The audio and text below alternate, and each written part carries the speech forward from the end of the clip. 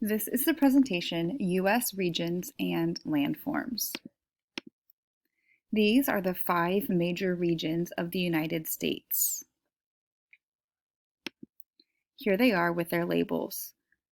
There is the West or Northwest, Southwest, Midwest, Southeast, and Northeast. Here are some common landforms in the United States. Plains are a large area of mostly flat land that is often covered with grass.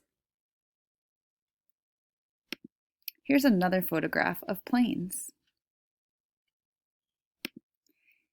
Mountains are very high landforms, often with steep sides. And here's another photograph of some mountains. A plateau is a large, flat, raised area of land. So you can see it's similar to a mountain in that it's raised and made of rock, but then it's flat across the top, which is different from a mountain. A desert is an area that gets very little rain. We often think of deserts as being hot, but sometimes deserts can be very cold as well. A canyon is a deep valley with steep, rocky walls. The most famous example in our country is the Grand Canyon.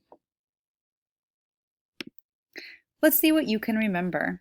See if you can match the landform on the left with its definition on the right.